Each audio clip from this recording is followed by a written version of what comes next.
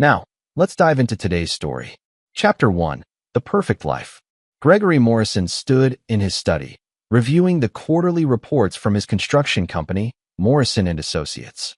At 42, he had built an empire from nothing, starting as a laborer with calloused hands and a fierce determination that poverty would never touch him again. His childhood in the foster system had taught him that trust was a luxury he couldn't afford. Yet somehow Diana had slipped past his defenses 8 years ago. Diana Morrison moved through their suburban Denver home like she belonged in its pristine hallways and designer rooms. At 36, she possessed an ethereal beauty that turned heads, auburn hair that caught sunlight like copper wire, emerald eyes that could convince anyone of her sincerity. She worked part-time at an art gallery, though Gregory's wealth meant she didn't need to work at all. It was, she claimed, about fulfillment and passion for the arts. The adoption process had been grueling. 5 years of attempts at pregnancy, 3 miscarriages that had left Diana devastated and Gregory silently relieved. Children meant vulnerability, and vulnerability meant potential loss. But Diana's desire for motherhood had been relentless, and Gregory found himself agreeing to adoption to preserve the peace he'd worked so hard to build. Tommy Chun had arrived 3 months ago, a silent 5-year-old with dark eyes that seemed to hold secrets too heavy for such young shoulders. The social worker, Mrs. Patterson, had explained that Tommy had been found abandoned at a Denver shopping center. No identification, no family coming forward despite extensive searches. The boy rarely spoke, communicating mostly through nods and gestures, though child psychologists assured them this was normal for trauma cases. "Greg, dinner's ready," Diana called from the kitchen, her voice carrying that musical quality that had first attracted him at a charity gala. She was serving Tommy his favorite meal, spaghetti with plain sauce, one of the few foods he'd eat without resistance. Tommy sat at the dinner table, methodically twirling pasta on his fork. He'd gained weight since arriving, his hollow cheeks filling out, but his eyes remained watchful, always scanning exits and faces like a caged animal. Gregory found the boy's wariness oddly comforting. It reminded him of his own childhood instincts. "How was your day, sweetheart?" Diana asked Tommy, brushing his black hair from his forehead. The boy tolerated her affection but never sought it, never called her mom despite her gentle encouragement. Tommy's response was a quiet nod, his attention focused on his plate. Diana's smile faltered slightly. Gregory caught the flash of frustration she tried to hide. She'd expected instant maternal bliss, the kind portrayed in adoption blogs and feel-good movies. Reality was proving more complicated. "Mrs. Patterson called today," Diana said, turning to Gregory. "She wanted to check on Tommy's progress. I told her he's doing wonderfully." Gregory studied his wife's face, noting the slight tension around her eyes. Diana had always been skilled at presenting perfect facades. It was what made her so effective at the gallery, charming wealthy collectors into purchases. But Gregory's years in construction had taught him to read foundations, to spot cracks that others missed. After dinner, while Diana gave Tommy his bath, Gregory stepped onto their back deck. The Colorado mountains rose in the distance, their peaks touched with early autumn snow. He'd chosen this house for its isolation, 3 acres of privacy where neighbors couldn't observe their daily lives. Privacy was power, and power was protection. His phone buzzed with a text from his foreman, Bobby Martinez. "Henderson project delayed. Client wants changes to the basement foundation." Gregory grimaced. The Henderson house was a $2.3 million custom build, and delays meant cost overruns he'd have to absorb to maintain his reputation. When he returned inside, Diana was emerging from Tommy's room, closing the door softly behind her. "He's sleeping," she whispered. Finally, they settled in the living room, Diana curling up beside Gregory on their Italian leather sofa. The gas fireplace cast dancing shadows across walls adorned with Diana's carefully selected artwork, pieces that suggested cultured sophistication without being ostentatious. "I've been thinking," Diana said, her fingers tracing patterns on Gregory's chest. "Maybe we should consider therapy for Tommy. He's been here 3 months, and he still won't speak to us properly." "Patience," Gregory replied, though privately he wondered if the boy's silence stemmed from something more complex than abandonment trauma. "He'll open up when he's ready." Diana's phone chimed with a text message. She glanced at it quickly, her face flushing slightly before she set the phone aside without responding. "Just the gallery," she explained. "Mrs. Wellington wants to schedule a private viewing for next week." Gregory filed the detail away. Diana's tells were subtle but consistent. The flush, the quick dismissal, the way she wouldn't meet his eyes. Someone was texting her, someone who made her nervous. In his line of work, Gregory had learned that small deceptions often revealed larger ones.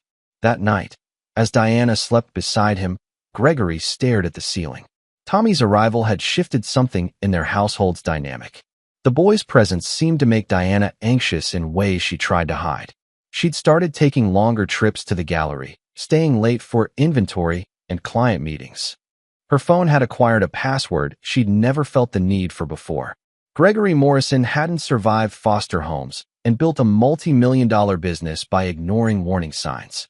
Trust was a luxury he'd learned early he couldn't afford, and lately, the foundation of his carefully constructed life felt like it might be developing cracks. Chapter 2. Cracks in the Foundation. The morning brought unseasonably warm October weather, the kind that made Denver residents remember why they loved Colorado despite its harsh winters.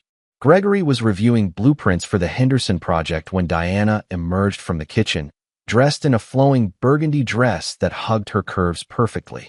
"I'll be at the gallery most of the day," she said, kissing his cheek. Her perfume, something French and expensive, lingered in the air. "Mrs. Wellington is bringing her collector friends to view the new contemporary pieces." Tommy sat at the breakfast bar, methodically eating cereal while watching morning cartoons on the kitchen television.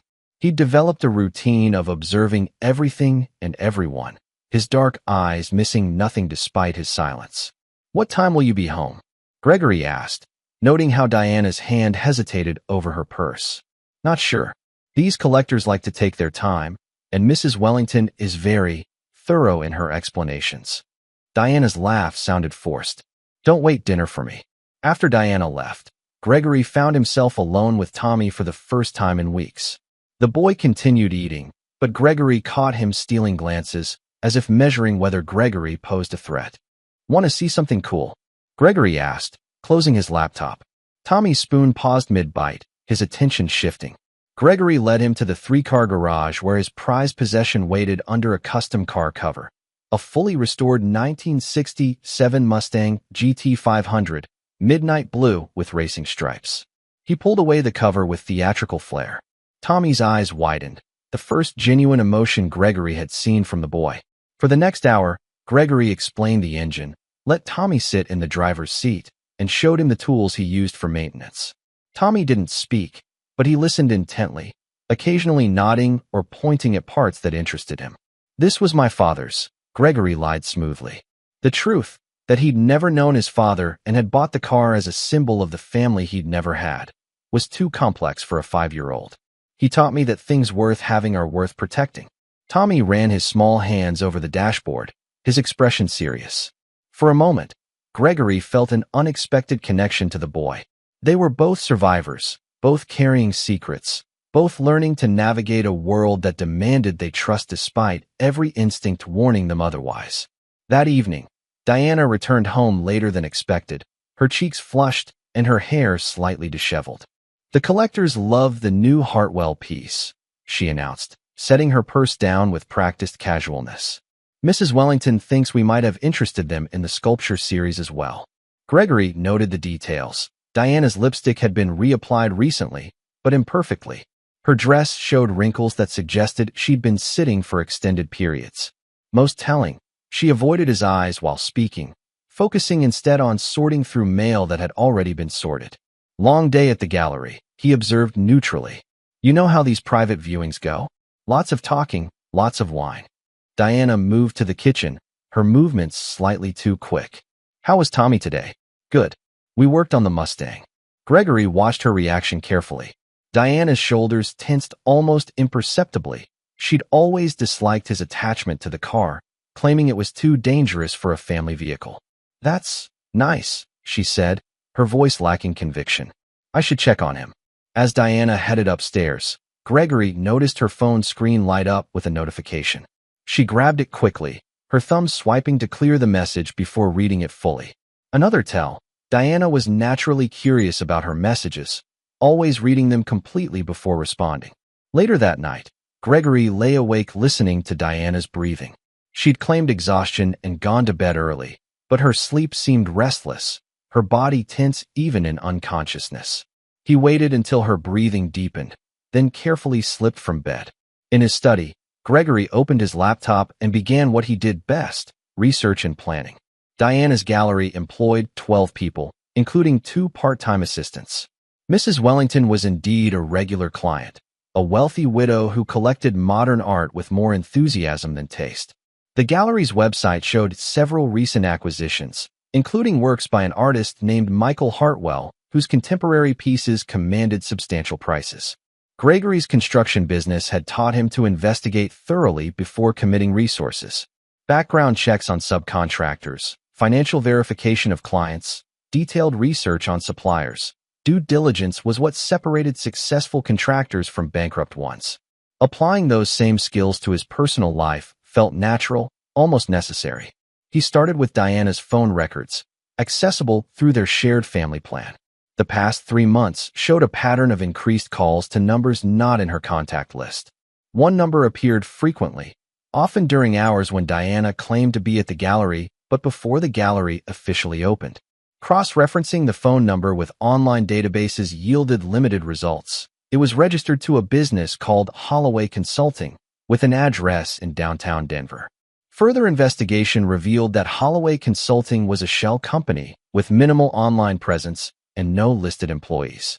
Gregory's instincts, honed by years of navigating construction industry corruption and deceit, were screaming warnings.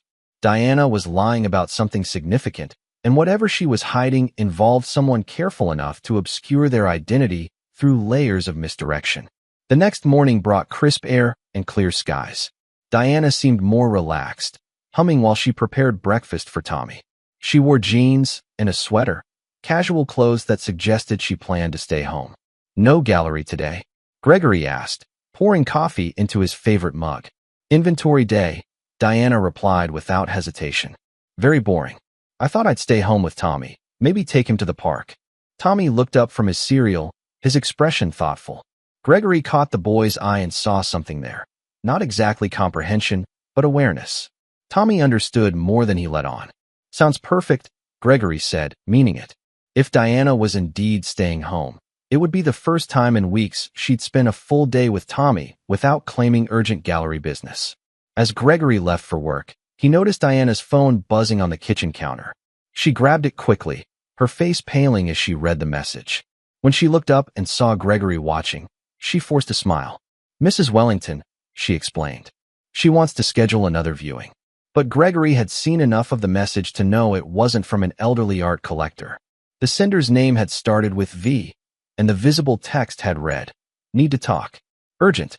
Diana was lying, and Gregory Morrison had never forgiven a liar in his life. Whatever game his wife was playing, he intended to discover the rules and then rewrite them in his favor. Chapter 3: The Revelation. 3 weeks later, Gregory had assembled a disturbing pattern. Diana's mysterious calls always coincided with extended gallery business. Her car's GPS showed trips to locations that had nothing to do with art, parking lots near hiking trails, a storage facility on the outskirts of Denver, and repeatedly to a residential address in Cherry Creek that belonged to someone named Vincent Holloway. Vincent Holloway, Gregory had discovered, was 38 years old, unmarried, and owned 3 properties in Colorado. His business consulting firm was legitimate but small-scale, focusing on helping restaurants streamline operations. Most interesting was what Gregory couldn't find. No social media presence beyond basic LinkedIn, no photos in local newspapers despite his business success, and no public records beyond the minimum required for business licensing. Gregory was examining financial records in his study when Tommy appeared in the doorway, his small frame silhouetted against the hallway light. The boy rarely ventured into Gregory's private space, preferring to observe from safe distances. "Can't sleep?" Gregory asked gently, closing the laptop. Tommy nodded, padding across the room in his dinosaur pajamas. Without invitation, he climbed into the leather chair beside Gregory's desk, drawing his knees to his chest. They sat in comfortable silence for several minutes. The the only sound the soft ticking of Gregory's grandfather clock.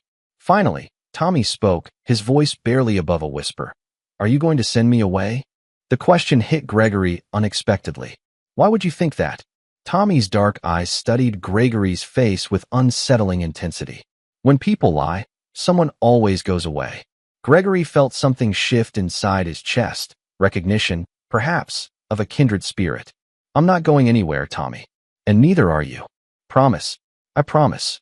Gregory meant it, though he suspected Tommy's fears had deeper roots than simple abandonment anxiety. The next morning, Diana announced another private gallery viewing. This time, Gregory was ready. He'd installed a tracking app on Diana's phone during one of her showers, hiding it among the dozens of other apps she rarely used. He also had Bobby Martinez, his most trusted foreman, positioned near the Cherry Creek address with instructions to photograph anyone entering or leaving. Diana left at 10 a.m., dressed in a black suit that made her look professional and powerful. She kissed Tommy goodbye, her affection seeming genuine despite whatever deception she was orchestrating. Gregory waited 30 minutes before checking the tracking app. Diana's phone showed movement toward downtown Denver, but not toward the gallery. Instead, she was heading toward Cherry Creek, exactly as Gregory had predicted. Bobby's first text arrived at 10:47 a.m. Target arrived at location. Red Audi in driveway. Taking photos. The photos Bobby sent showed Diana walking confidently toward a modest ranch house with well-maintained landscaping. A man answered the door, tall, dark-haired, with the lean build of someone who stayed fit without trying. Vincent Holloway, Gregory assumed, though the distance made facial features unclear. Gregory spent the day working on project estimates, his mind only half focused on square footage calculations and material costs. At 3:30 p.m., Bobby sent an update. Target still inside. No movement. Diana returned home at 5:15 p.m., her hair perfect and her makeup fresh. She seemed energized, almost glowing, as she greeted Tommy and started preparing dinner. Gregory watched her move through their kitchen with practiced ease, noting how she hummed under her breath, something she only did when particularly happy. "Good day at the gallery?" he asked, accepting the glass of wine she offered. "Wonderful. The new installation is getting fantastic response. Mrs. Wellington thinks we might sell the entire collection by Christmas." Diana's smile was radiant, completely convincing to anyone who didn't know about Cherry Creek and Vincent Holloway. That evening, Gregory made his decision. He waited until Diana was absorbed in a television program, then approached Tommy, who was building with Legos in the living room corner. "Tommy," Gregory said quietly, sitting on the floor beside the boy. "Can I ask you something important?" Tommy nodded, his hands stilling on a half-built structure. "Before you came to live with us, do you remember anyone else? Any adults who took care of you?" Tommy's body went rigid, his breathing becoming shallow. Gregory recognized the signs of trauma response and almost backed off, but something in the boy's eyes made him wait.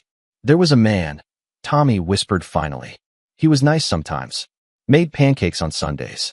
What happened to him?" Tommy's hands trembled slightly. "Diana said he went away, that he couldn't come back." Gregory felt cold certainty settle in his stomach. "Diana was there? Before you came to live with us?" Tommy nodded, tears beginning to spill down his cheeks. "She said if I told anyone, they would take me away forever, to a bad place where no one would love me." The pieces clicked together with devastating clarity. Diana hadn't found Tommy through the adoption agency. She'd known him before. The boy hadn't been abandoned at a shopping center. He'd been deliberately placed in the system by someone who wanted to hide his connection to a missing person. Gregory gathered Tommy into his arms, feeling the boy's small body shaking against his chest. "It's okay," he murmured.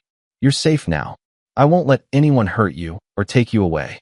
But even as he spoke the comforting words, Gregory's mind was already working, planning, calculating the scope of his wife's betrayal.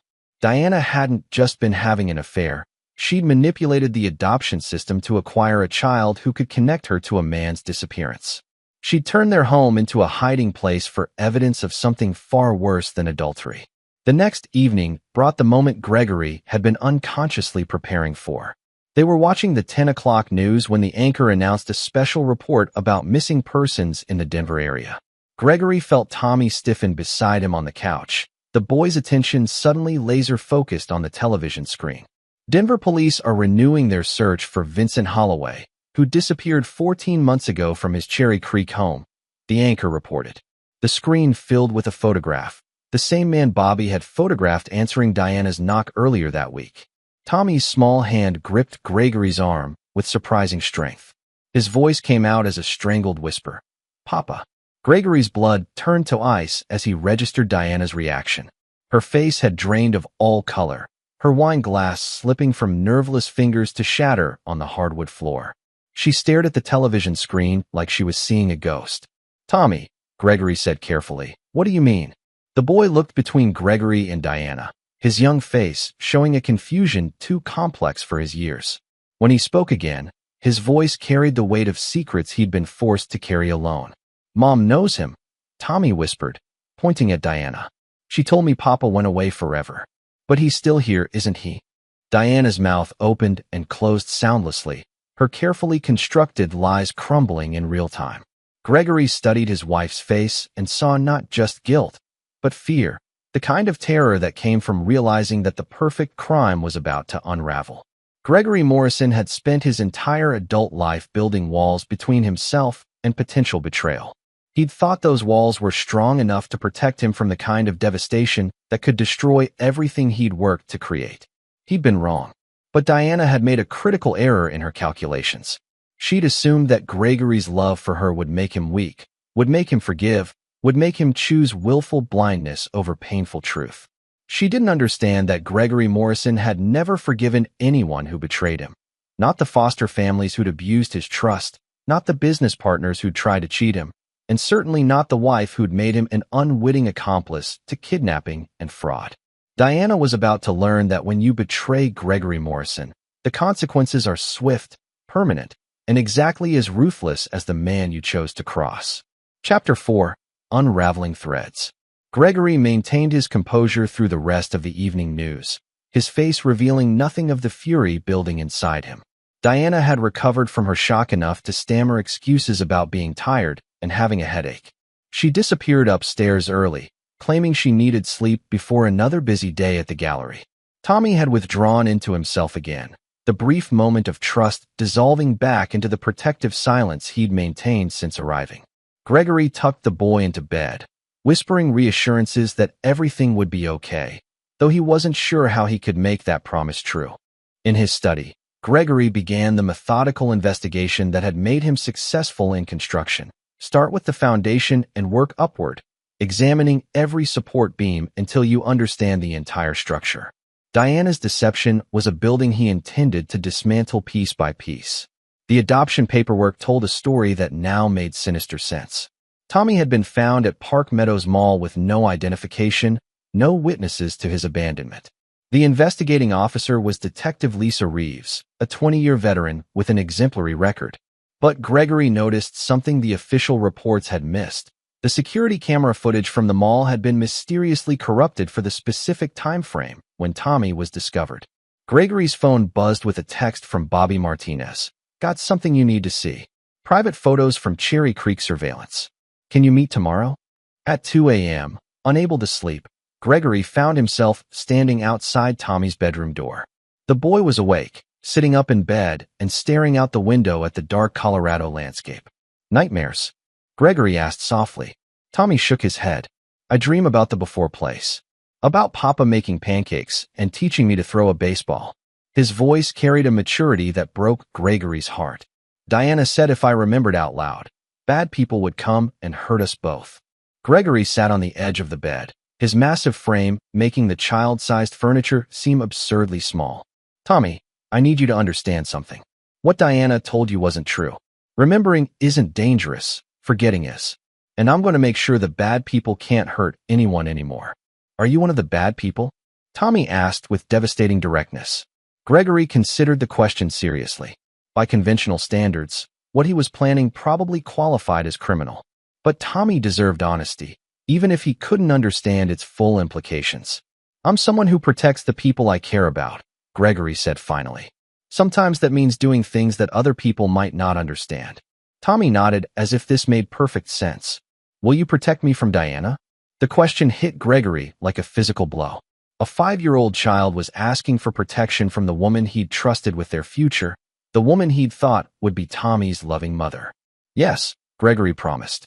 I will always protect you from anyone who wants to hurt you. The next morning, Diana seemed determined to project normalcy. She made elaborate French toast for breakfast, chatted brightly about plans for redecorating Tommy's room, and kissed Gregory goodbye with lingering affection that now felt like theater. Gregory met Bobby Martinez at a diner near the construction site, choosing a corner booth where they couldn't be overheard.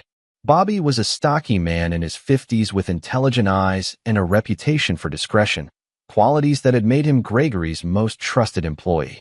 "This is some serious shit, boss," Bobby said without preamble, sliding a manila envelope across the table. "That house in Cherry Creek. I talked to the neighbors. Guy who lives there hasn't been seen in over a year, but someone's been maintaining the property. Lawn service, pool cleaning, mail pickup, all paid for in advance." The photographs inside the envelope told a story that made Gregory's stomach clench. Diana entering the house with her own key. Diana leaving with what appeared to be bags of groceries and cleaning supplies. Most damning, Diana talking animatedly with a man whose face was clearly visible in several shots. Vincent Holloway, very much alive despite being listed as missing for 14 months. "There's more," Bobby continued, lowering his voice. "I ran the license plate on that red Audi, registered to a Rebecca Holloway, Vincent's sister. But according to DMV records, Rebecca died in a car accident 3 years ago. Someone's been using her identity to maintain bank accounts and credit cards." Gregory studied the photographs with growing amazement at the scope of Diana's deception. She hadn't just been having an affair, she'd been orchestrating an elaborate fraud involving fake identities, staged disappearances, and insurance money. Tommy was collateral damage in a scheme that was far more complex than simple adultery. "Bobby, I need you to do something for me," Gregory said, his voice deadly calm. "I need you to find out everything about Vincent Holloway's finances. Bank accounts, insurance policies, investments, debts, everything. And I need to know who benefits from his disappearance." Bobby nodded grimly. "What about your wife? What about her? You going to confront her? Call the cops." Gregory smiled, and Bobby recognized the expression from construction sites when contractors try to cheat them. It was the smile of a man who had just figured out how to turn a disadvantage into total victory. "No," Gregory said. "I'm going to give her exactly what she thinks she wants." That afternoon, Gregory made a call to his insurance agent, a nervous man named Harold Kimball, who handled policies for most of Gregory's business interests. Gregory explained that he wanted to increase his life insurance coverage significantly, from $1 million to $5 million, with Diana as the primary beneficiary. "That's quite an increase, Mr. Morrison," Harold said uncertainly. "The insurance company will require medical examinations, financial documentation." "Whatever they need," Gregory interrupted. "Money isn't an issue. I just want to make sure my family is provided for if something happens to me." Gregory's next call was to his lawyer, Patricia Hennessy, a sharp woman in her 60s who'd handled his business contracts for 8 years. He scheduled a meeting to update his will, explaining that he wanted to ensure Tommy's future was protected. The pieces of Gregory's counterplan were falling into place with the precision he brought to construction projects. Diana thought she was manipulating him, but Gregory had spent his entire career reading blueprints, understanding load-bearing structures, and recognizing when foundations were compromised. Diana's foundation was about to collapse, and Gregory intended to control every aspect of the demolition. That evening, Diana seemed unusually affectionate, curling up against Gregory on the couch while Tommy played with his Legos nearby. She talked about their future together, about maybe adopting another child to give Tommy a sibling, about the vacation they should take to Europe next summer. Gregory listened to her weave fantasies about their life together, all while knowing that she was planning his death. The insurance money, combined with whatever Vincent Holloway had stolen, would give Diana the freedom to disappear entirely. Tommy would be left with nothing, no family, no stability, no protection from people who viewed him as a dangerous loose end. "I love you," Diana whispered against his neck, her breath warm and seemingly sincere. "I love you too," Gregory replied, meaning it in the past tense. Later that night, while Diana slept peacefully beside him, Gregory stared at the ceiling and finalized his plans. Diana had made the classic mistake of assuming that because Gregory loved her, he was weak. She'd confused his capacity for care with an inability to strike back when threatened. Gregory Morrison had learned early in life that love was a luxury that could be weaponized against you. But hate, controlled, focused, methodical hate, was a tool that could reshape the world to your specifications. Diana had betrayed his trust, stolen from him, and threatened an innocent child's safety. Those were unforgivable sins in Gregory's moral universe, and unforgivable sins demanded permanent consequences. Tomorrow, Gregory would begin teaching Diana the difference between loving someone and being weak enough to let them destroy you. It was going to be a lesson she would never forget, in the brief time she had left to remember anything at all. Chapter 5. The Missing Man Story. Gregory's investigation into Vincent Holloway revealed a man who had lived carefully, leaving minimal digital footprints and maintaining financial arrangements that suggested someone expecting to disappear. Bank records, accessed through connections Gregory had cultivated in Denver's financial community, showed that Vincent had been systematically liquidating assets for months before his supposed disappearance. The most revealing discovery came from Vincent's neighbor, Mrs. Chun, an elderly woman who spent her days watching the neighborhood from her front window. Gregory approached her under the pretense of considering a house purchase in the area, and Mrs. Chun proved eager to share gossip about the poor missing man. Vincent was such a quiet fellow, Mrs. Chun said, pouring tea in her immaculate living room. Always polite, kept his property nice. But in the months before he vanished, he had that woman visiting constantly. Beautiful redhead, drove a white Mercedes. Diana's car. Gregory kept his expression neutral while Mrs. Chun continued. Strange thing was, she had her own key. Would come and go even when Vincent wasn't home. Sometimes she'd bring a little boy, Asian child, very quiet. The boy would play in Vincent's backyard while the woman moved things around inside the house. Did you ever see Vincent and the woman together? Mrs. Chin's expression grew thoughtful. Few times. They seemed familiar, like people who've known each other a long time. But Vincent changed after she started coming around regular. Lost weight, seemed nervous. I told my daughter something wasn't right about that situation. Gregory pressed for more details, learning that Vincent's disappearance had been preceded by several weeks of increased activity at the house. Moving trucks, cleaning services, and multiple visits from Diana, all suggesting someone preparing for a planned absence rather than a sudden vanishing. The insurance investigation records, obtained through a contact at Diana's insurance company, revealed even more damning information.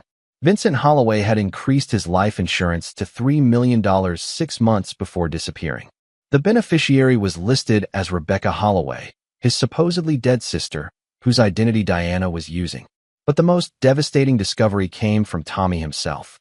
That evening, while Diana worked late at another private gallery viewing, Gregory sat with the boy and gently encouraged him to share memories from his life before adoption. "Papa wasn't my real papa," Tommy said quietly, arranging toy dinosaurs in elaborate battle formations. "But he was nice to me. He said I could call him that because it made us both feel less lonely." "Where was your real family?" Tommy's small shoulders shrugged. "Never had one, I guess. I was in different houses with different people. Diana said she was going to be my new mama, and Papa was going to help take care of us." Gregory felt pieces clicking together. "Did Diana live with you and Papa?" "Sometimes. She had her own house too, with another man. She said it was complicated, but that grown-ups sometimes had to have secrets to keep families safe." The psychological manipulation was breathtaking in its sophistication. Diana had convinced a traumatized child that lies were protection, that silence was love, that questioning adult behavior would result in abandonment. She'd used Tommy's desperate need for stability as leverage to ensure his compliance with fraud and deception. "Tommy," Gregory said carefully, "do you remember what happened the day Papa went away?" The boy's hands stilled on his toys. When he spoke, his voice was barely audible. "Diana said Papa had to go somewhere safe, but people wouldn't understand if they knew where. She said if anyone asked about him, I should pretend I never met him. Then she took me to the big store and told me to wait while she talked to some people." The mall. Diana had abandoned Tommy at Park Meadows Mall, knowing he would be found and placed in the foster system, knowing she could then adopt him and control his testimony about Vincent's disappearance. "Was Papa hurt when he went away?" Tommy looked up with eyes too old for his face. He was very sad. He kept saying he was sorry, that he never meant for things to get so complicated. Diana told him everything would be okay if he just did what she said. Gregory's phone buzzed with a text from Bobby Martinez. Found Vincent's workshop. You need to see this immediately. Address attached. The workshop was located in an industrial area near Denver International Airport, a nondescript building among dozens of similar structures housing small businesses and storage facilities. Bobby was waiting in the parking lot, his expression grim. Vincent Holloway is a furniture restorer, Bobby explained as they approached the building. Specializes in antique pieces, does work for museums and private collectors. But look at this. Inside the workshop, Gregory found a space that told the story of a man living in hiding. A bed was set up in one corner, surrounded by camping equipment and supplies for extended stays.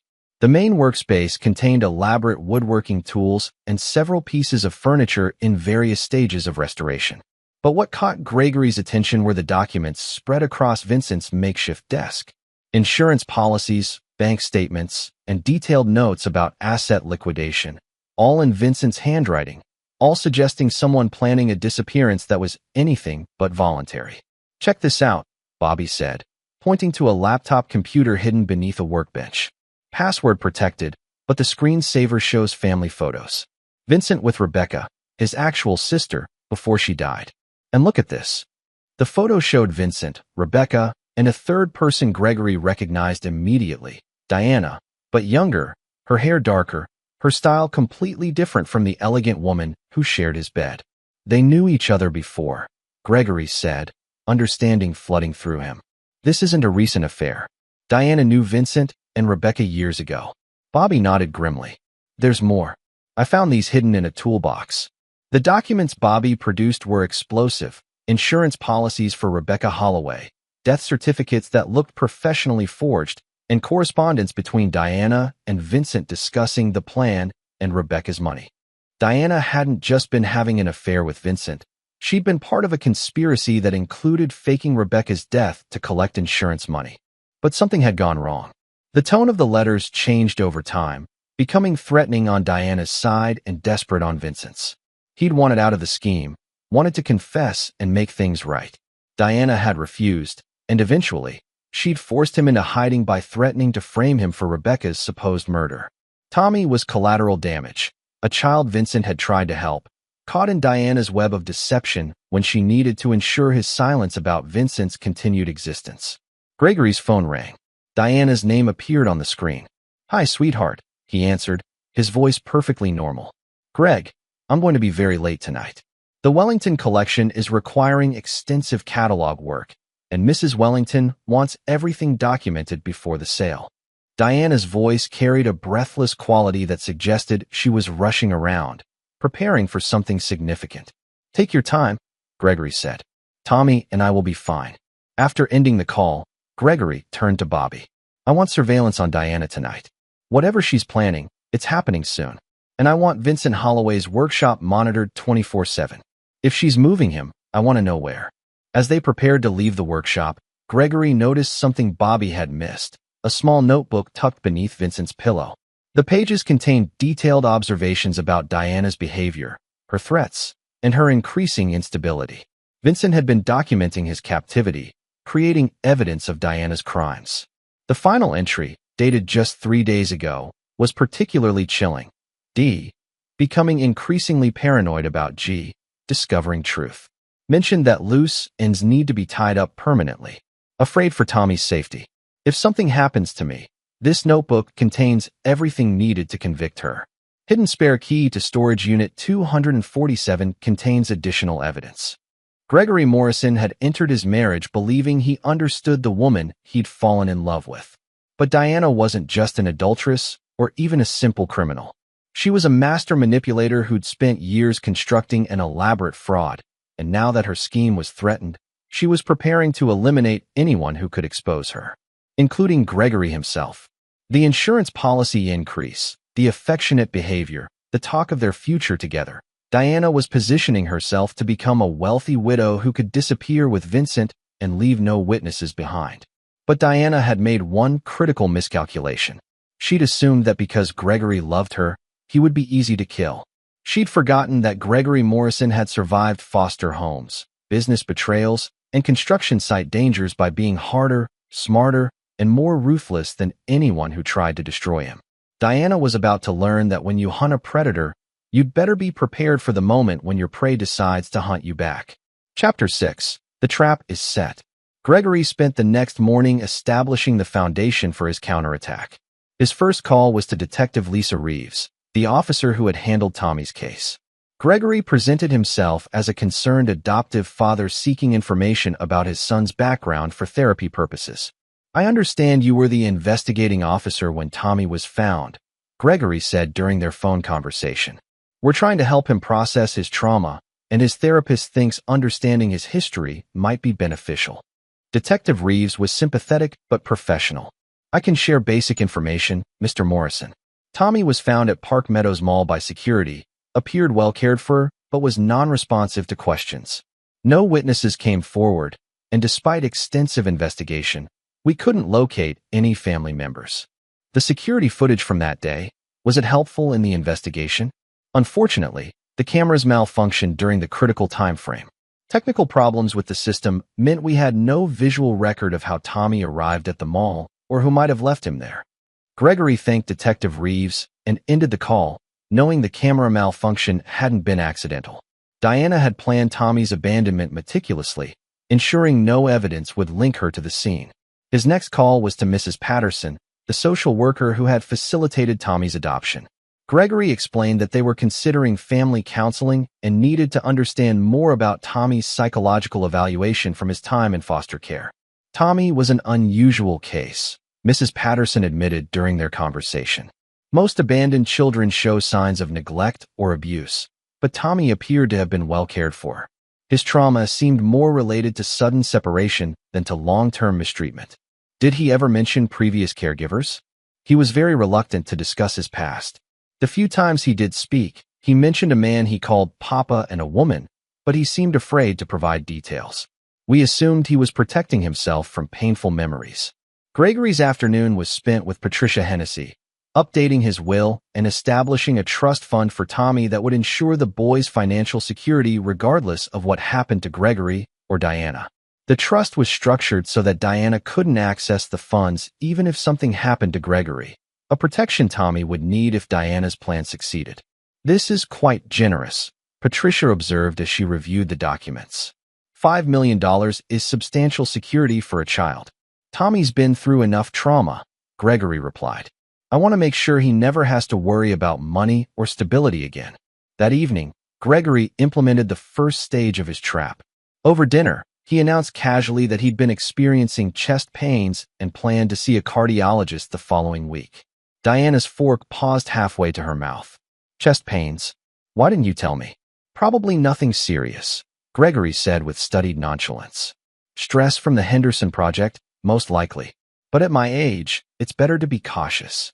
He watched Diana process this information, seeing her mind working behind her concerned expression. If Gregory had heart problems, it would provide the perfect cover for his death. Natural causes, no investigation, immediate insurance payout. "You should see Dr. Martinez," Diana said, her voice carefully concerned. "He's supposed to be the best cardiologist in Denver." Gregory agreed, noting how Diana's mood seemed to brighten throughout the rest of dinner. She was more affectionate than she'd been in weeks, talking about future plans with an enthusiasm that would have seemed touching if Gregory didn't understand its true motivation. After dinner, while Diana gave Tommy his bath, Gregory received a text from Bobby Martinez. Subject: visited storage facility this afternoon. Unit 247, just like Vincent's note said. Stayed inside for 2 hours. Whatever she's planning, it's happening soon. The storage unit was Vincent's insurance policy, evidence that could destroy Diana if anything happened to him. But Diana's visit suggested she was either retrieving the evidence or adding to it. Either way, she was preparing for the endgame.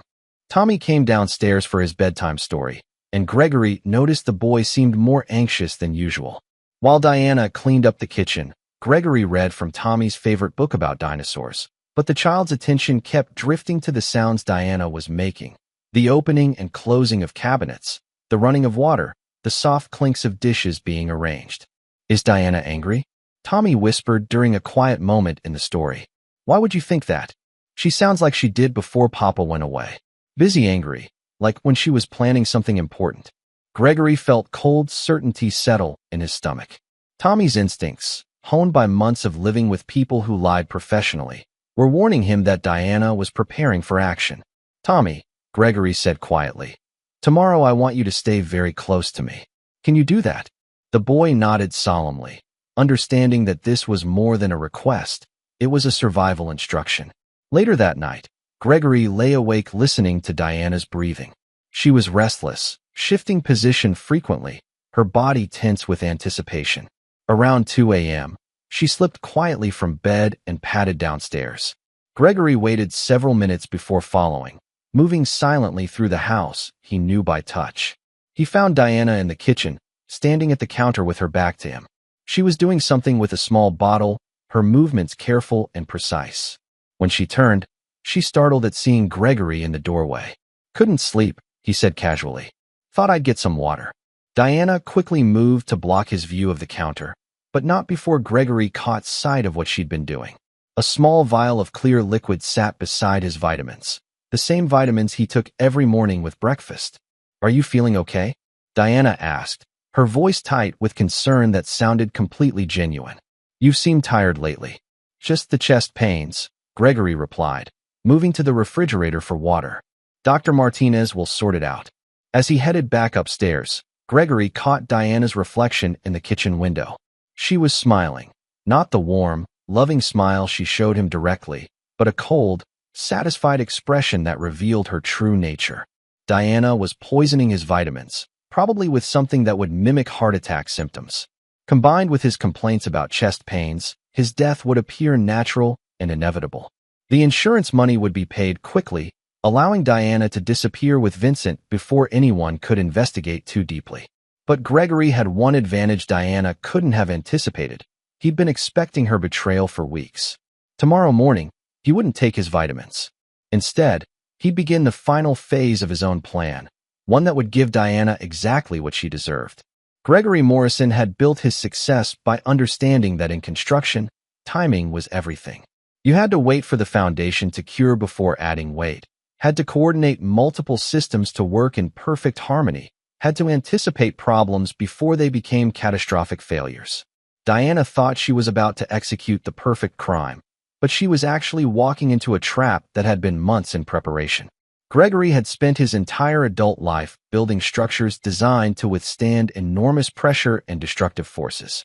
Tomorrow, Diana would discover that betraying Gregory Morrison was like trying to demolish a building with a toy hammer. It only made the structure more dangerous to the person foolish enough to attack it. Chapter 7. Checkmate in Motion. Gregory woke before dawn, his internal clock adjusted to construction site schedules that started early and finished late. Diana slept peacefully beside him, her face relaxed and innocent-looking in the dim morning light. If he hadn't known she'd spent the previous evening preparing to murder him, he might have found her beautiful. Moving silently through his morning routine, Gregory palmed his vitamins instead of swallowing them, dumping them into a plastic bag he'd hidden in his shaving kit. The evidence would be important later, when Detective Reeves needed proof of attempted murder to support the charges Gregory was building against his wife. Downstairs, Diana was already preparing breakfast with unusual enthusiasm. She hummed while making coffee, her movements light and energetic.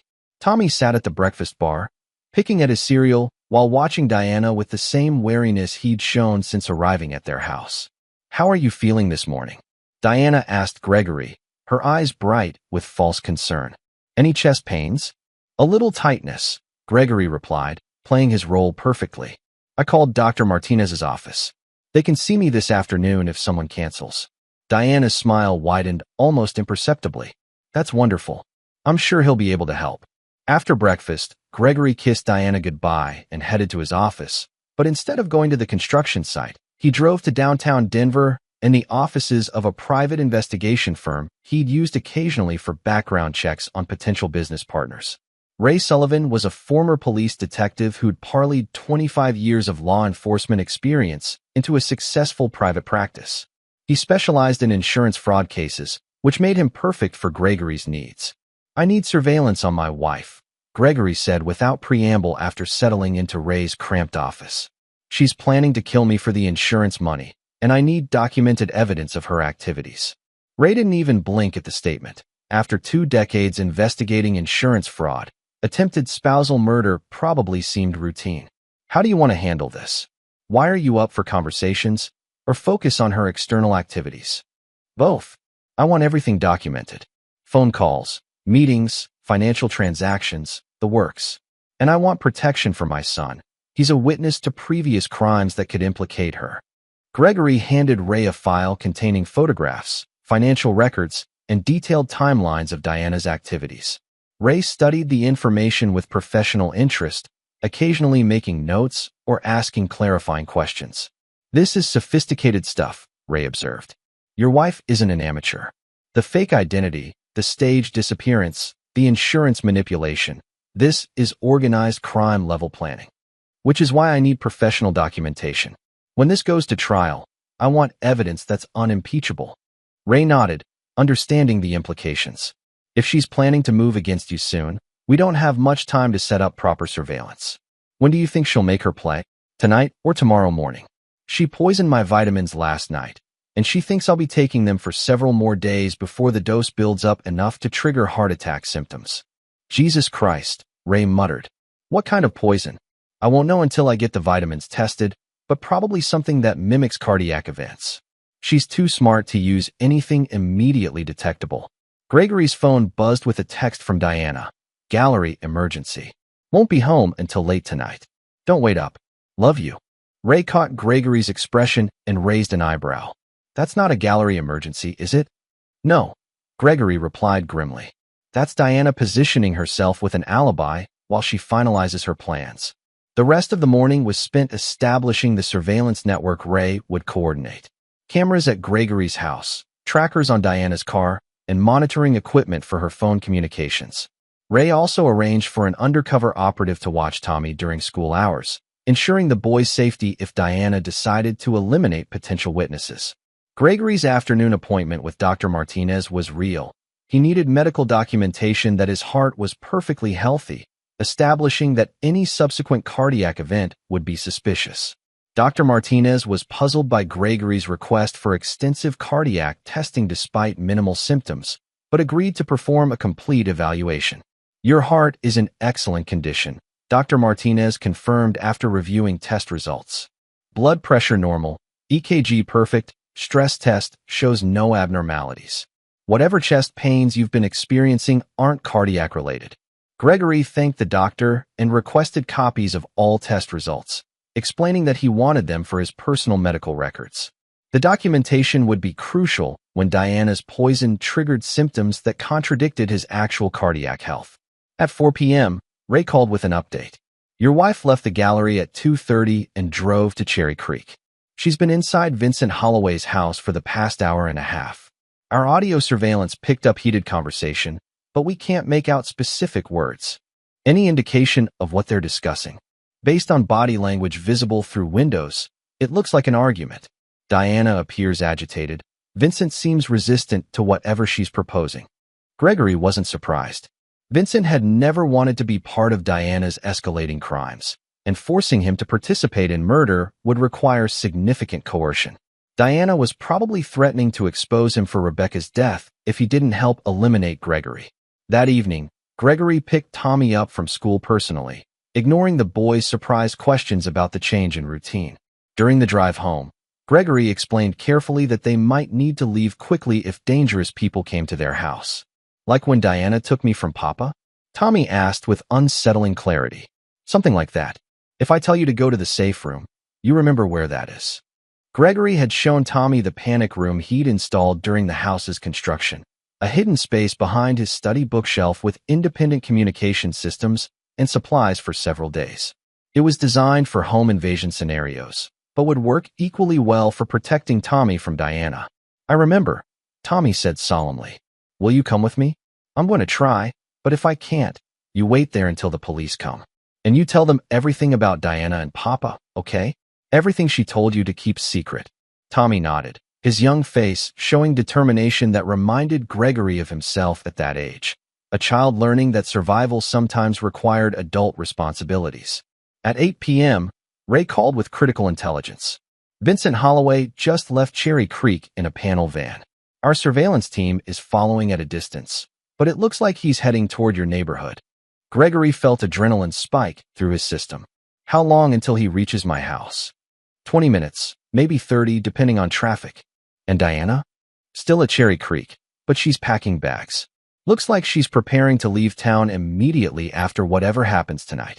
Gregory ended the call and immediately activated the plan he'd been preparing for weeks. First, he sent Tommy to the panic room with instructions to lock the door and not come out unless Gregory or a police officer gave him the all-clear. Second, he activated recording equipment Ray had installed throughout the house, ensuring that anything Diana or Vincent said would be documented. Finally, he called Detective Reeves and reported that he had evidence of a plot to murder him, requesting immediate police response. Mr. Morrison, this is a very serious accusation, Detective Reeves said. Do you have concrete evidence of this alleged plot? I have recorded conversations, documented surveillance, and physical evidence of poison in my vitamin supplements. Vincent Holloway, the missing person from 14 months ago, is currently en route to my house with my wife's assistance. They're planning to make my death look like a heart attack. There was silence on the line as Detective Reeves processed this information. We're dispatching units to your location immediately. Do not confront these individuals yourself, Mr. Morrison. If your allegations are correct, they've already committed multiple felonies and won't hesitate to escalate to violence. Gregory agreed to wait for police assistance, but privately planned to handle the situation his own way. He'd spent his entire adult life protecting himself and his interests, and he wasn't about to trust Diana's arrest to others when she demonstrated such skill at manipulating systems and people. At 8:47 p.m., Gregory's security system alerted him to movement on his property. Through the surveillance cameras, he watched Vincent Holloway park the panel van at the end of his driveway and approach the house on foot. The man looked nervous, constantly checking over his shoulder and moving with the jerky motions of someone operating under extreme stress. Gregory positioned himself in his study where he could monitor both the house's main entrance and Tommy's location in the panic room. His construction experience had taught him the value of controlling high ground and maintaining multiple escape routes, principles that applied equally well to defending his home from betrayers. Vincent's knock on the front door was tentative, almost apologetic. Gregory waited several seconds before answering, using the time to activate the recording equipment and position himself advantageously.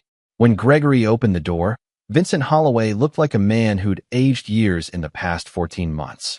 His face was gaunt, his clothes hung loosely on his frame, and his eyes held the desperate quality of someone who'd been pushed beyond his breaking point. Mr. Morrison, Vincent said quietly, we need to talk. Gregory stepped aside to let Vincent enter, noting how the man's hands shook slightly and how he kept glancing toward the street as if expecting pursuit. Whatever Diana had told Vincent to convince him to come here, it had involved threats serious enough to override his obvious reluctance. Diana said you've been having heart problems, Vincent continued, his voice strained. She's worried about you.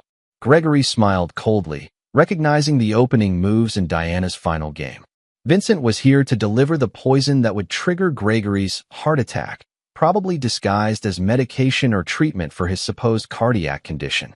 But Gregory Morrison had spent months preparing for this moment, and Vincent Holloway was about to discover that some prey was far more dangerous than the hunters pursuing it.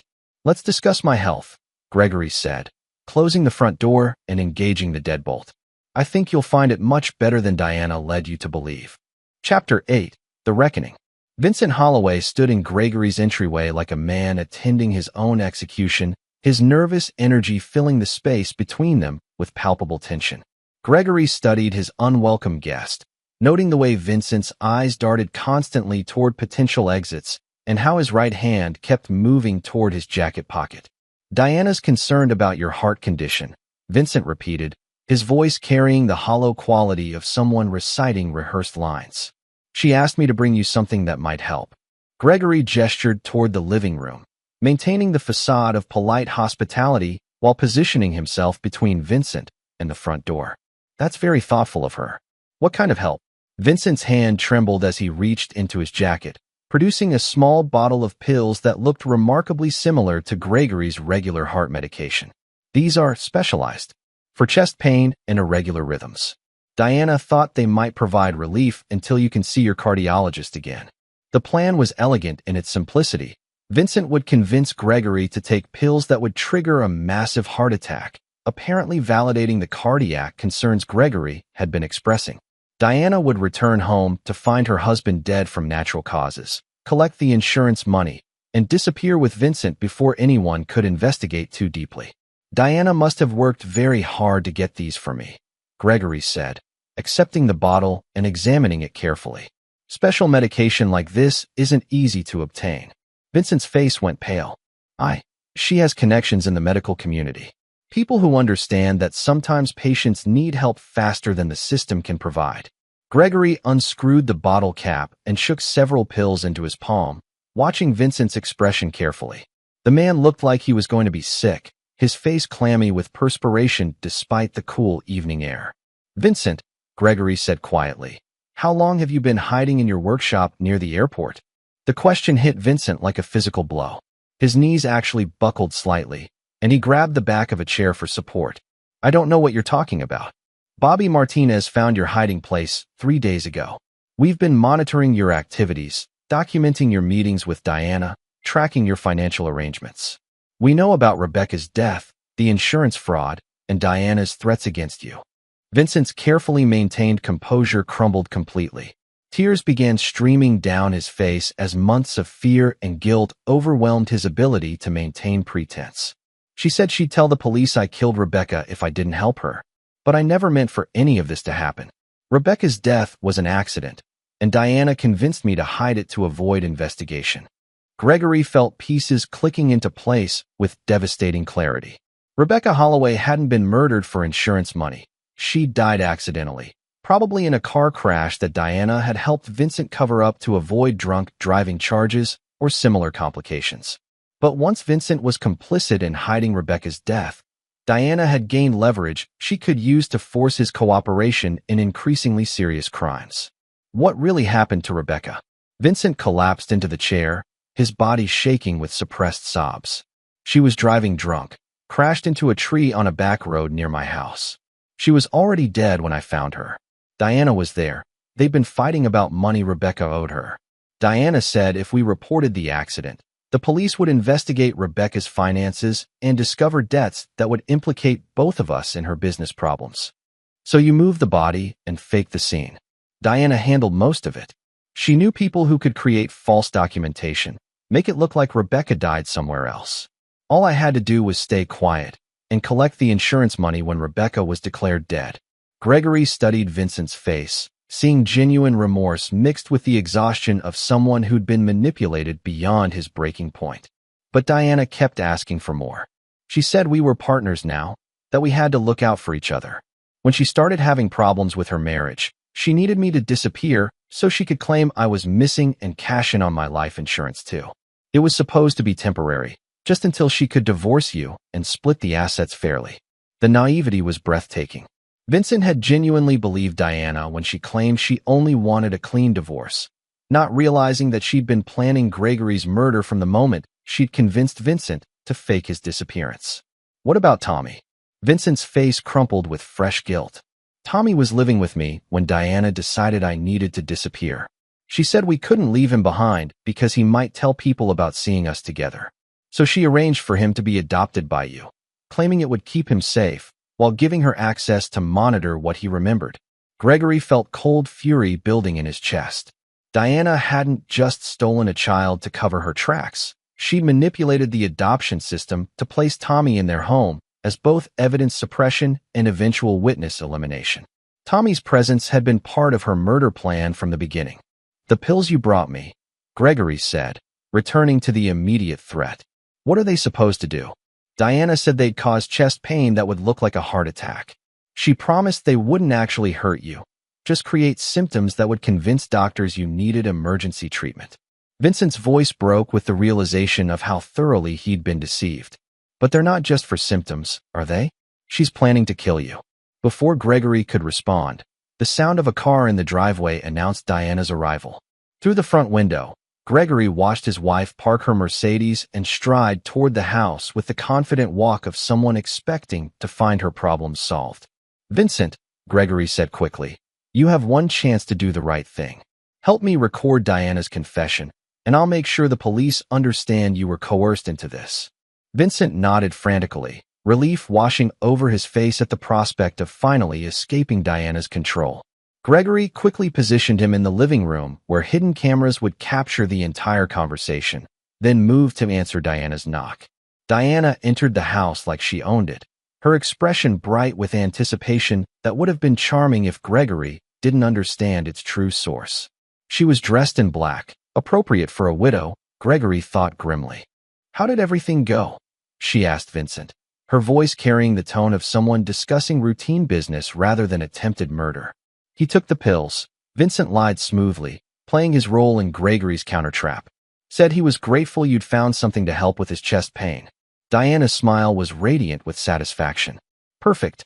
How long before the effects begin?" "The dosage should trigger symptoms within 12 to 15 hours, Vincent replied, sticking to the script Diana had obviously provided. "It'll look like a massive heart attack brought on by stress and underlying cardiac problems." Gregory felt his phone vibrate with a text from Detective Reeves. "Units in position. Proceed with plan." Diana moved to Gregory's side, wrapping her arms around him in what would have appeared to be loving concern to any observer. "How are you feeling, sweetheart? Any improvement with the new medication?" "Much better," Gregory replied, leaning into her embrace while recording equipment captured every word. "Thank you for finding someone who could help so quickly." "Anything for you," Diana murmured against his neck. "I just want you to be healthy and happy." The performance was perfect, completely convincing, right up until Gregory pulled away from her embrace and smiled with cold satisfaction. "Diana," he said quietly, "I want you to know that I never took your pills. I never had heart problems. And I've recorded every word you've said tonight."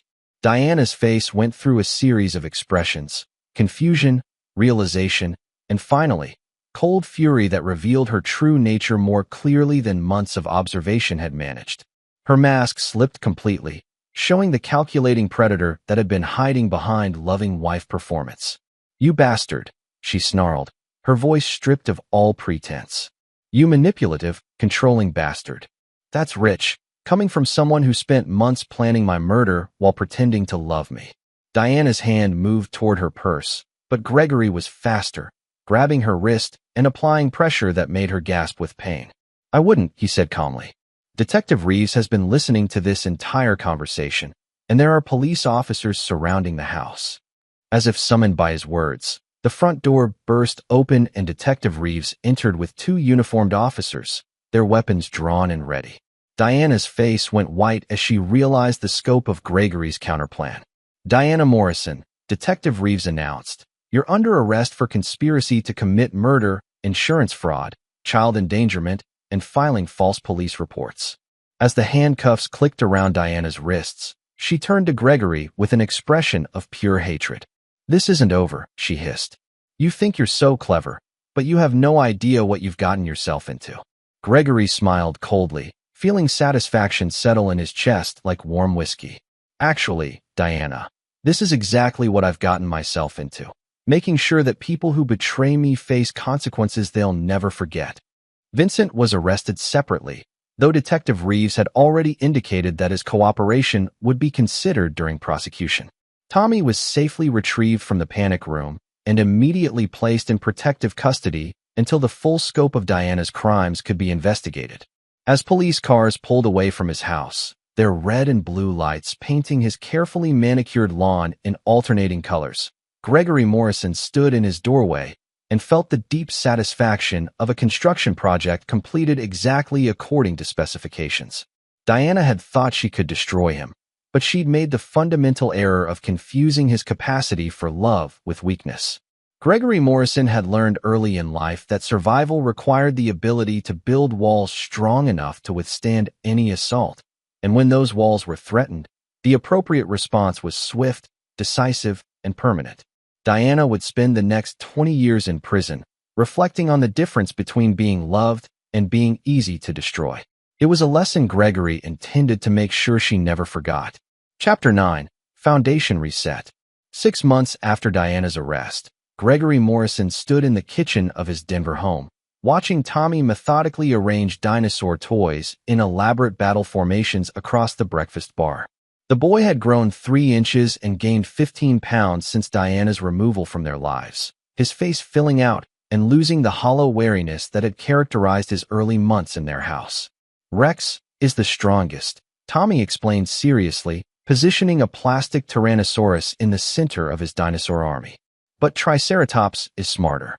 Papa Vincent taught me that brain beats muscle if you're patient. Gregory smiled at the casual reference to Vincent Holloway, who had become a weekly presence in their lives since his release from prison. Vincent's cooperation with prosecutors had resulted in a plea agreement, 2 years served, 3 years probation, and mandatory community service working with foster children. The man who emerged from minimum security prison was fundamentally different from the broken, frightened person Diana had manipulated into criminality. Papa Vincent is coming for dinner tonight, Gregory said, using the title Tommy had insisted on maintaining despite the complicated circumstances of their relationship. He's bringing supplies to work on the treehouse. Tommy's face lit up with excitement. The treehouse had been Vincent's idea, a way to give Tommy something purely joyful to focus on while processing the trauma of his early life. Gregory had agreed to the project partly because Tommy deserved happiness, and partly because he'd grown to respect Vincent's genuine dedication to making amends for his past mistakes. The kitchen window overlooked 3 acres of Colorado landscape that Gregory had spent months transforming. Diana's carefully curated flower beds had been replaced with vegetable gardens that Tommy could help maintain. The pristine lawn now included a swing set, sandbox, and the beginnings of what would become an elaborate treehouse complex. Gregory had discovered that creating things with Tommy provided satisfaction different from, but equally rewarding as, his construction business success. Detective Reeves called at 3 p.m. with updates on Diana's prosecution. The charges had expanded as investigators uncovered the full scope of her criminal activities: insurance fraud involving 3 separate identities, tax evasion spanning 7 years, and evidence that she'd been planning Gregory's murder for over 18 months. The federal prosecutors are very pleased with the case, Detective Reeves reported. Diana's defense attorney is pushing for a plea agreement, but the district attorney wants to take this to trial. The evidence is overwhelming, and they want to send a message about domestic violence and insurance fraud. Gregory felt grim satisfaction at the news.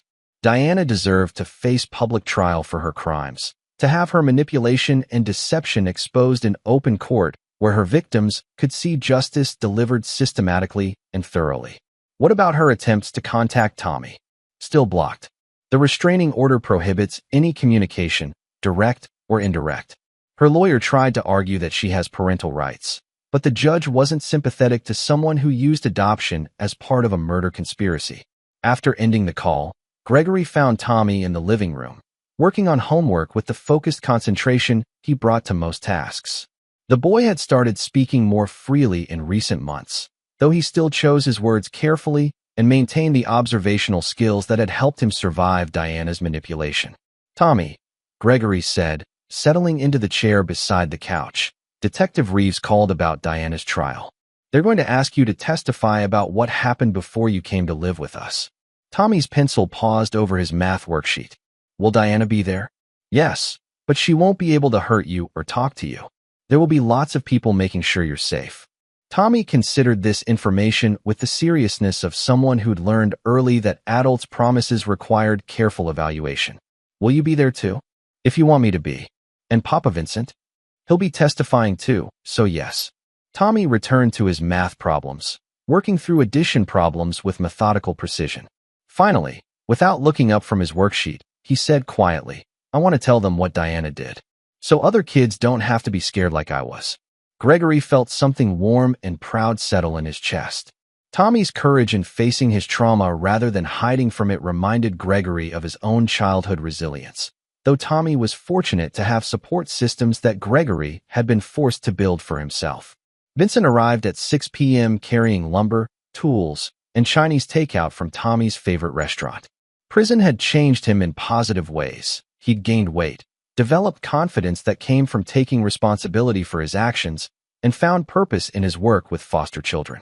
The guilt and fear that had characterized his pre-arrest personality had been replaced by quiet determination to use his experience helping others avoid similar manipulation. "How was group therapy today?" Gregory asked as they unpacked dinner containers in the kitchen. "Productive. We're working with 3 new families dealing with adoption trauma. Amazing how many kids have trust issues because adults lied to them about basic safety." Vincent's voice carried the authority of someone who'd learned these lessons through painful personal experience. Tommy appeared in the kitchen doorway, drawn by the smell of sweet and sour chicken. "Did you tell them about the treehouse project?" "I did. Several families are interested in building projects as trust-building activities. Turns out that creating something together helps kids believe that adults can be reliable." Gregory watched Vincent interact with Tommy, noting the easy affection between them that had developed over months of shared activities and honest conversation. Vincent had never tried to replace Gregory as Tommy's primary guardian, but he'd carved out a role as trusted friend and mentor that enriched Tommy's life immeasurably. After dinner, they worked on treehouse construction until dark, with Tommy holding flashlights and passing tools while Gregory and Vincent assembled the platform that would support the main structure. The work was satisfying in ways that Gregory's commercial construction projects never achieved, building something purely for joy rather than profit, creating memories rather than meeting deadlines. That night, after Tommy was asleep, Gregory and Vincent sat on the back deck with beer and discussed the complexities of their unusual family arrangement. Vincent had initially been uncomfortable with Gregory's forgiveness, expecting anger and resentment that never materialized. "I still don't understand why you let me be part of Tommy's life," Vincent said, not for the first time. "I was complicit in kidnapping him, even if I didn't understand the full plan." Gregory considered the question seriously, as he had many times over the past months. "Because Tommy loves you, and you've earned that love through consistent actions rather than manipulation. Because you've taken responsibility for your mistakes and worked to make amends. And because Diana's greatest crime wasn't the fraud or the attempted murder. It was teaching a child that love was conditional on silence and compliance." Vincent nodded, understanding the distinction Gregory was making. Tommy deserves adults who tell him the truth and keep their promises. Exactly. Diana taught him that family meant lies and fear. We're teaching him that family means honesty and safety. Gregory's phone buzzed with a text from his lawyer Patricia Hennessy. "Diana's attorney wants to meet. Claims she has information about other victims that could be valuable in plea negotiations." Gregory showed the message to Vincent, who grimaced at the implications. "She's probably going to try to blame everything on me and Rebecca. Claim she was an innocent victim manipulated by criminal siblings. Will that work? Not with the evidence the prosecutors have. Diana documented too much of her planning, and there are too many witnesses to her threats and manipulation." Vincent paused, considering possibilities. "But she might have information about other schemes we didn't know about. Diana was running cons for years before she met either of us." Gregory typed back a response to Patricia. "Set up the meeting. I want to hear what she has to say." The next morning brought crisp October air that reminded Gregory of the day Diana had announced her first gallery emergency. So much had changed in the year since Tommy's arrival had started unraveling Diana's carefully constructed lies. Gregory's construction business was thriving. Tommy was developing into a confident, intelligent child, and Vincent had become the kind of family member Gregory had never expected to want. Most importantly, Gregory had learned that his capacity for love hadn't made him weak. It had made him strong enough to protect the people who mattered most. Diana's betrayal had been devastating, but surviving it had taught him the difference between loving someone and being vulnerable to their manipulation. Tommy appeared in the kitchen wearing his school backpack and a serious expression. "Is today the day we go see Diana?" "No, buddy. That's next week. Today is just a school day." Tommy nodded, but Gregory could see anxiety in the boy's posture.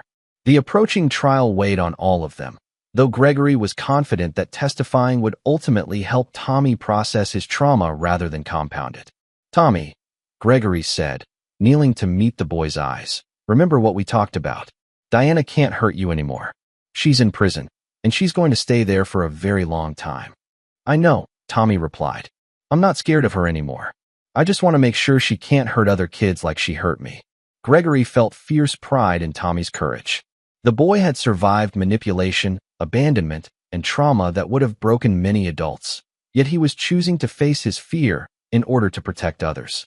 Tommy understood, even at 6 years old, that sometimes doing the right thing required accepting difficult responsibilities.